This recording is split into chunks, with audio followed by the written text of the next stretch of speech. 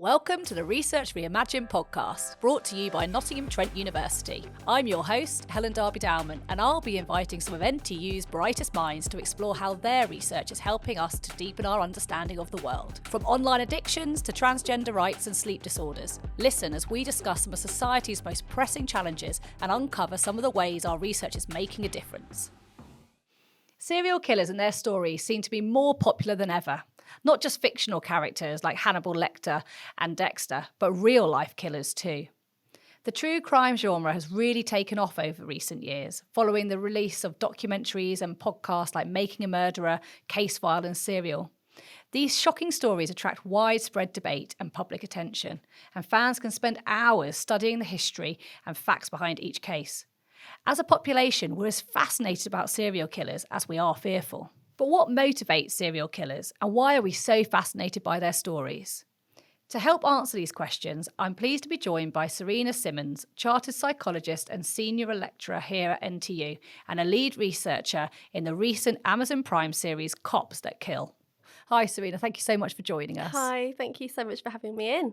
We just start by giving us a little bit of background about yourself and how you got into the research. I think you've done a great job of introducing me already, actually. Thank you. As you've said, my background is really in serial violent offending with a particular focus on serial murder. Although, as I've progressed in my career, I'm very, very interested in researching what I call the dark and the light. So spend a lot of my time now looking at positive psychology and peak performance, but still do the vast majority of my work here at NTU looking at that darker side, so kind of staying in the area of murder. What actually got you interested in the first place in that sort of darker side? I've always, I think since being a kid, I don't want to go back too far and bore you, but since I was a child, I've been really interested in that dark and that light. So, in other words, why do we do what we do? And why do some people choose to do things that are really positive and really good with any particular motivation that they have? But there's also that other side of the spectrum where people are driven to do really bad things, essentially. And so very early on in my career, when I studied at university, like lots of people are, I did my BSc in psychology and a BA in criminology. And those two areas of interest really came together. And I think it was really a couple of lecturers that I had while I was at uni that really inspired me to want to go more into the work, actually. And you've recently been involved in the series Cops Who Kill. Can you talk to us a little bit about how you got involved in that and a bit about what entailed? I've been really, really fortunate, actually. So quite early on in my career, I was asked to do some radio. So this is about 17 years ago. I mean, I've been here for 17 years at Trent, so I feel like a part of the furniture. And my profile was stumbled across by someone in the media. And really, since then, I've done a lot of media work. And I'd say the vast majority of my work in this area of murder and serial murder particularly is now media-based and media-based profiling. So it started all those years ago, doing a lot of work for the BBC, both local, and then it grew to kind of the more mainstream channels. And since then, I've written for lots of kind of main newspapers, media. And I think it was because of a really popular podcast on BBC Sounds last year that got, I think, into the top 10 podcasts. And I think through all of those things, really, I was found and asked to do the programme. So really, really fortunate.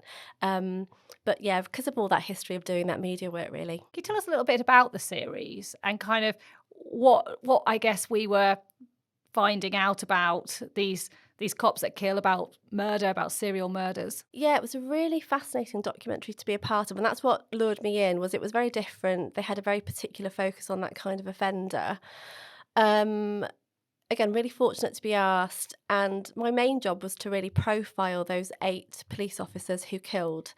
And what you'll find in the series, if you've watched it or if anyone who's interested, is there are 8 episodes and every episode focuses on one particular police officer who's killed.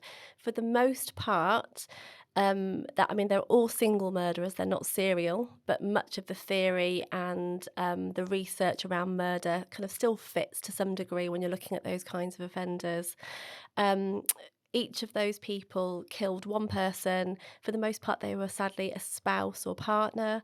And there were another couple, one being the murder of someone connected to another crime who wasn't essentially a stranger, but someone known to that police officer. And then sadly, the other case was probably a case that most people know, which is the case of Wayne Couzens, who killed Sarah Everard, which is a very well-known case from that kind of first COVID year that we had here in the UK. So he was the first case that I profiled for the programme. Can you talk to me a little bit about why you think, so why do we find repeat murderers? Like, what is it about their motivation? What happens in their minds when they commit such violent crimes? How long have we got on the podcast to talk about this? It's interesting because you've touched upon two things there, so kind of single murderer and also serial. Why would someone do it again, essentially? So it's really important to look at each offender individually to try and get an idea of motive for that particular person. What you'll find is when someone's killed someone as a one-off event, it can be a multitude of reasons why someone's killed that person. We wouldn't have time to kind of cover all the ground. It can be opportunistic. It can be in self-defense. It can be, yes, because they've planned it for revenge. So there's many, many different reasons why someone might do something as a one-off event. And I think most people can almost put themselves in the mindset of how that might happen in some cases when you see those single murders happen. I think what we struggle to understand more so would be the serial offender who does it again and again and again, and we want to know why. And again, we have to look at those on an individual basis. But what you're looking at is some urge to kill, and the urge and the satisfaction from killing once is not enough. They have to do it again for a particular reason, and that's when we do go to the research to try and figure out why. And there are lots of typologies that help us try and make sense of why that might happen. Can you share with us some of that? I mean, like, do they have similar traits? I mean, you're sort of saying that they do. They've got to have some sort of personality traits, psychological impacts they've had. Is it something that goes back in their life? Just give us a little bit of an insight into maybe some of the reasons why people repeat offend in such a violent way. Yeah, it is hard to condense really quickly. I'm sure you get lots of people say that on this podcast. They can't reduce all of this down into a bite-sized nugget. And I'd be loath to say that any one typology or one piece of research kind of fits all. But when you look at typologies, what we try and do is bring them into broader categories to try and make sense of potential motive for wanting to do that. The Holmes and Holmes typology is one that I go back to again and again, or Holmes and de Burger, which lots of people in the field will know about. And if you don't, go and read them. There's lots to read in that area. And in that typology, we split them into 4 categories. So visionary, missionary, hedonistic, and power and control. So even just with those labels, you get a sense of what's going on. I think what we're trying to do in those early typologies, when you're looking at, for example, the visionary killer, often you are looking at some kind of pathology or disease. So we're interested in, is there something there that's causing that in terms of mental illness? Again, we have to be very careful when we look at that because it's not a reason or an excuse, but we do often see that disorganised offender, someone who clearly maybe isn't aware of what they're doing completely, and there is an obvious pathology there. The missionary killer, so someone who wants to, for example, rid the world of a particular group of people, so they will continue to seek out those people from that group and kill them again and again. So it might be people of a particular colour, race or religion. Often prostitutes, sadly, are a target with those particular groups as well, as they are with many other groups, actually, because they're very vulnerable people. You get the hedonistic, where you have someone who's very interested in the thrill of doing what they're doing. They get off on the, let's just say, the broad gratification of the act, and then the power and control. To kind of put some names to that to make sense of those last two, because they're the ones that people often focus on in the media. So the hedonistic offender would be very typical of someone like Jeffrey Dahmer. So had a very kind of sexual element to the crime, enjoyed the act of committing the crime, and like to take time with the body. I don't know how much detail to go into here, so I'm going to try and keep it certificate 15. And then the power and control killer, so someone like Ted Bundy, who liked the control that he had over his victims and would want to maybe, for example, strangle someone, revive them, strangle. So the control of having that person under their grasp, in their power, and knowing that they control whether they live or die. So you get a sense of the fact that typologies and categories help us to understand, broadly speaking, what might be going on a little bit behind the scenes. And do you see sort of patterns across all of those typologies? Are there similar patterns that evolve? Yeah, I mean, obviously, like any good psychologist, you have to be critically minded of things like this. It's not a one size fits all, and there's a lot of critique even for those types of typologies. And certainly, kind of modern theory would say that at one time or another, any one of those killers could kind of slip into another category for a moment, and kind of you'll see mirroring in all of those types of typologies. So they're certainly not crystal clear. And that's what makes it really evasive and often very, very difficult to research. The other reason it's difficult, and very fortunately so, is we don't have many people to interview and to research. So obviously, trying to gather information and make sense of what's going on is difficult. Certainly, when you look at things, for example, Harold Shipman, one of the most notorious serial killers that we had here in the UK. Had we been able to interview him, we may know more, but sadly, he committed suicide when he was in prison. So we don't know. So, trying to make sense of it is often retrospective. And also, we're going on what they tell us, which in and of itself is an issue. That's what I was about to ask you, actually, was about how do you actually carry out the research? You talked about obviously interviewing people. Can you give us a bit of an insight into how, as psychologists, you work out what's going on, and how do you know when someone's telling the truth or not? Do you have, just share a bit of that with us? Again, it really depends on the type of offender that you're working with, that you're interacting with. Certainly, when there's evidence of some pathology or, for example, a personality disorder, how you might approach someone with a disorder is very different to how you might approach someone and work with someone who doesn't have a disorder of some kind. So first of all, you have to have a very rigorous process in terms of diagnosis and assessment, just to make sure that they are that there's no pathology there or disorder, disease, etc. And then really it's just trying to fit those jigsaw pieces together. It's going on previous knowledge. It's taking a really, really in-depth case history. It's looking at all of the crimes individually and together and trying to look for patterns. It is working off the back of research where people have been able to go and interview those people, but for a very long time. So consistently over years, gathering information. Most serial offenders that are incarcerated are in the States. For the most part, they are going to be executed. So the time that people have with them to research them, and certainly access to those people, is tricky anyway. And I think most reading that you'll find on those people, I think, is quite anecdotal. So it's usually books written by people who've been able to get in an interview.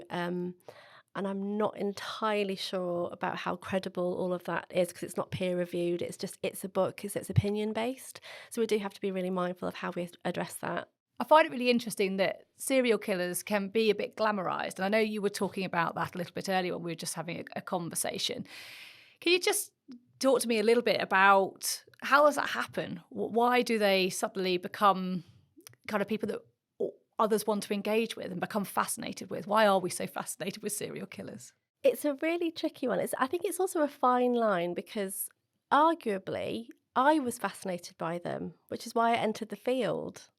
So we have to be mindful of the difference between a fascination that induces a healthy fascination where we want to understand something and make a difference, versus it slipping into something a bit more macabre. I want to say, are you fascinated by them? Do you find them interesting? I think I find it interesting to know why. I want to understand why they do it. I suppose that answers the question. What I don't understand, I think, is those that they fall in love with them. They want to actually be with them and can see themselves in a relationship. And when we hear about that, and I think you were mentioning, letters that are written and so forth, I find that a strange concept. Yeah, and I think that's the point that we're trying to make. I'm probably doing it at the same time together. Yeah, you're absolutely right. I think, again, I think it's normal to have a healthy fascination in some ways, because we are drawn to wanting to understand other human beings. It's why we have Big Brother. It's why we have I'm a Celebrity, Get Me Out of Here. It's why we have Love Island. We want to know what people are doing, what they're doing behind the scenes, little snippets of everyday life. What do you do? What's your normal? Am I normal if I think and feel that way and behave that way? So it's normal for human beings to be curious about other human beings. And there's a kind of an evolutionary slant on that too. It makes sense for us to understand others and to want to then make sense of ourselves. But as you've alluded to, it can slip into a darkness, an understanding that becomes then something very, very different, like a macabre kind of fascination with someone, where people then want to become close to somebody, to befriend them, to even have a relationship with them. And I think that then starts to say more about that person and potentially their own issues, which need possibly addressing, to say that kindly. That maybe then they need to look at themselves and their behaviour. But I think, don't berate yourself. I meet most people who, when they find out what I do, say, oh, I'm fascinated by that. And I understand that. I don't judge people for that. I understand where that comes from. But again, if you notice yourself slipping into obsession and then maybe wanting to have a pen pal behind bars, then maybe rethink that action before you take it. As someone that has obviously sat in front of many murderers, serial murderers, what is it like? How difficult is that? Is it an easy process? To be honest with you, I did lots of work in practice before I even studied. So I'm one of those lecturers here at the university who worked for a good decade before they qualified and went to university. So I had a lot of experience working already with people in different mental health facilities, forensic settings. So I had a lot of experience already working in those settings. So I was able to put practice to theory, which I think is a really beautiful combination to be able to bring that to life, especially when you're teaching, actually, because I've worked in the area for so long. That being said, going into a maximum secure hospital was a very different feeling for me. So I worked at Rampton Hospital before I became a lecturer. And you have to do a good 2 to 3 weeks training before you're allowed to even set foot in the hospital. And that really sets the scene for how serious you need to be in that particular setting and how important it is that you know how to work with those people. So I took it very, very seriously and had a healthy anxiety around going onto the wards, which I think is needed because you need to have your wits about you and to be very, very careful and to take security incredibly seriously. I remember my dad saying to me, they are behind a glass pane, aren't they? And I said, yes, Dad, they are. And they're absolutely not. I mean, you're in a room with them one-on-one and you just have an alarm on your person that you're to set off if anything happens. So that did take some getting used to start with, for sure. And then doing group kind of therapeutic work as well when you're in a room with maybe 2 or 3 staff members and 9 offenders.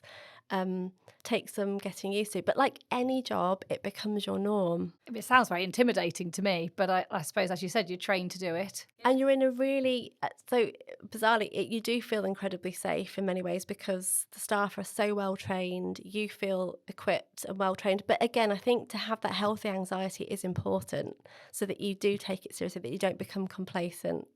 That you are aware of who you're working with.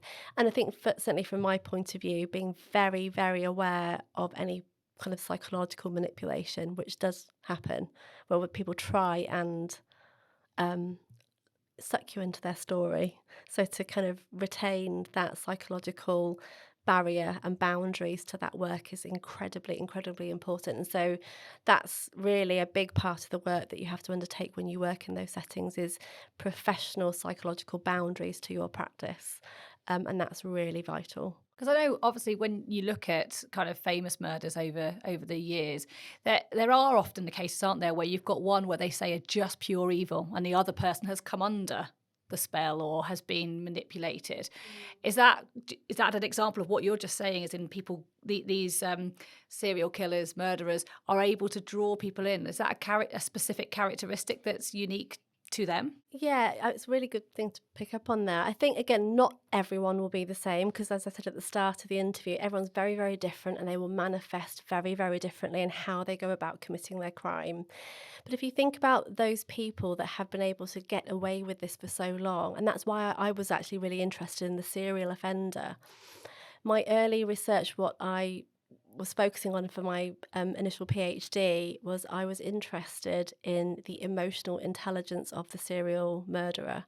And that was because I wanted to understand better how someone was able to turn this persona on and off. So to have that very glib, charming, superficial, grooming, manipulative way of being, to lure someone in to their web, to be able to kill them, but then to be able to go home to their family and be a loving husband, father, friend, colleague, um, takes a very special kind of mindset, a very special kind of person who has the desire, the deep desire and the deep need to go and kill, but still want to keep that secure foothold with their family. It's a fascinating mindset. And that's why I wanted to understand it. How do they get to turn that on and off? What's going on there?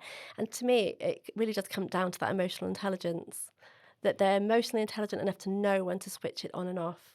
I know watching the Cops That Kill, the Wayne Couzens first episode that I watched, and you did talk about that. Talked about the fact that he literally had just committed this awful murder, and the next thing he's in a coffee shop buying his coffee as he always did, and then just gets on with his day. And that's a really, I guess that's where it goes back to when you asked me, are you interested? I'm like, well, yes, because actually, how I could understand how somebody could actually do that. Yeah, you're absolutely right. I mean, when I teach this, it's kind of linked to something I teach. So whenever I do public talks on this, because I do a lot of public events, I talk about murder. I've often started a talk by saying, it's midnight, a dead body lies before you. What would you do? How would you get rid of that body? And it's really interesting to see how people go about what they would do. How would they deal with that body? What would they actually do with it? And you hear people talk about the panic first.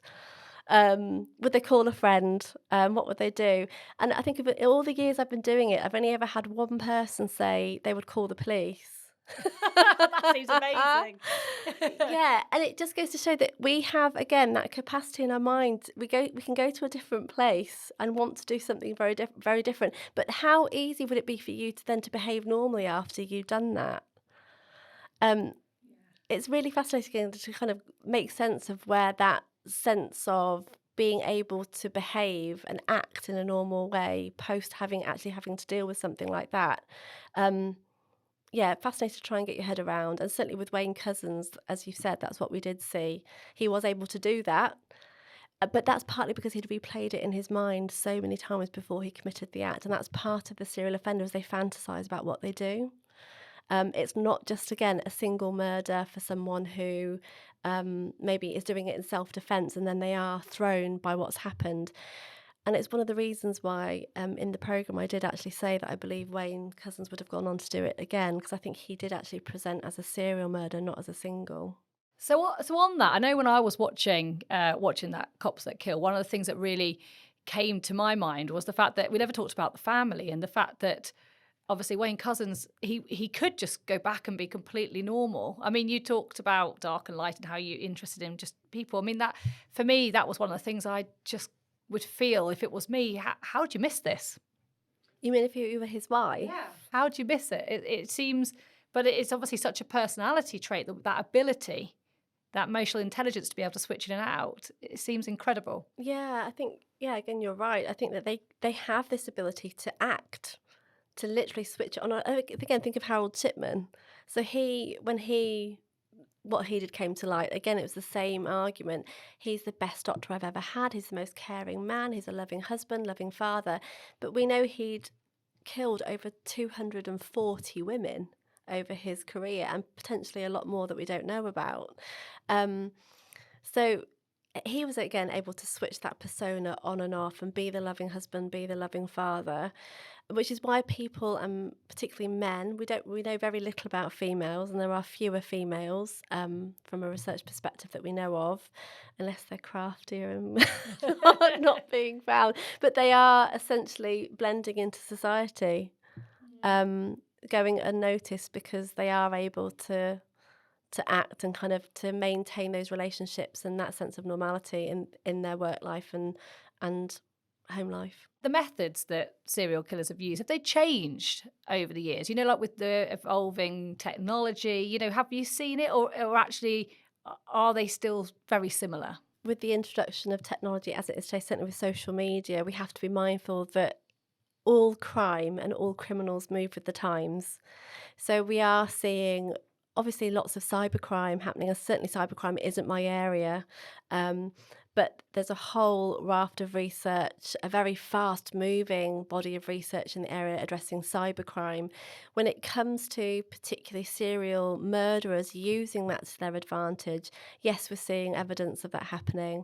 Certainly the case of Stephen Port is someone that I've written about myself for The Independent. He was a man who used Grindr to attract and befriend young men online. And certainly in that article, what I argued was, this is almost like a new age of serial murderer, really, who, the one that doesn't have to go out looking for their victims, but they can say, sat at home and essentially scroll for the type of victim that they want to have and lure them to them.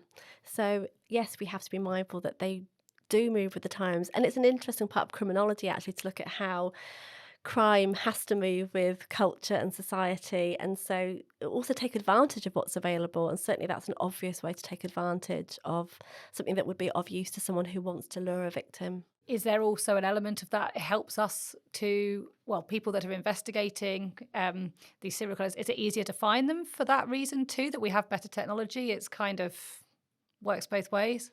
I don't know if it's easier because often it's something we find out about after the fact. It's not something that we wouldn't know if someone was being lured to them for that purpose. And what you'll find is because those offenders are so clever, as I said before, often they choose people who are very vulnerable. So we know, for example, for a fact that many victims are, for example, prostitutes. And that's because people maybe they're not going to be reported as missing because that community of people don't want to report that as a person as missing because it would then reflect badly on them.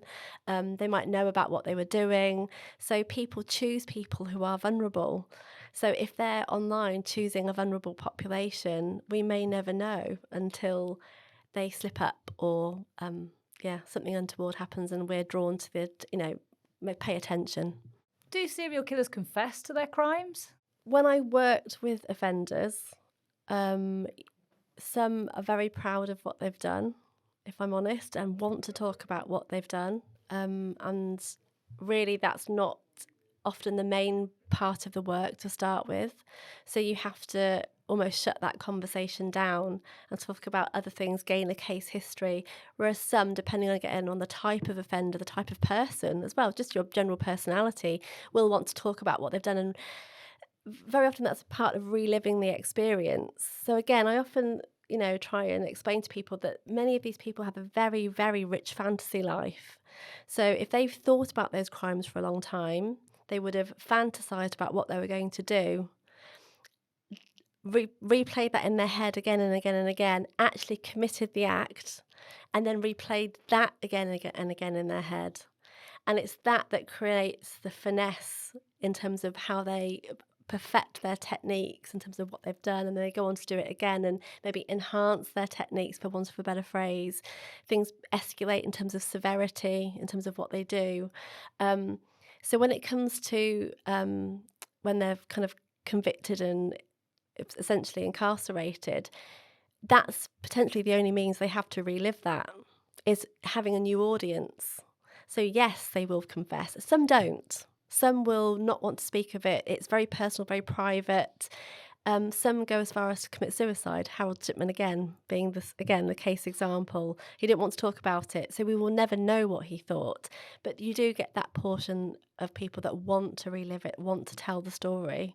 And again, if you're working with someone like that, you have to manage that very, very carefully, because you're not there to gratify that story, to gratify their needs when it comes to that fantasy. So again, working very carefully about how you work with that. So what's your biggest challenge as a researcher in this area? Well, at the moment, I'm doing very little research, particularly on this particular area. All of my work really now is in media and media profiling, so profiling of offenders. So I keep my hand in the research to keep up to date with what's happening and advances. But I'm very fortunate that I'm actually just getting to do lots of really lovely work with lovely people, having lovely conversations like this. If you can call this conversation lovely, which I know is tentative. It's fascinating, though, as we said earlier. Yeah. Yeah. Oh, well, thank you so much for joining us today. Thank you so much. It's been really, really lovely to come in. And if you want to find out more about Serena's research, have a look in the episode description. You've been listening to the Research Reimagined podcast by Nottingham Trent University. For all of the latest news from the research community at NTU, follow us on Twitter at NTU_research or sign up to our research newsletter by visiting ntu.ac.uk/research. Thanks for listening.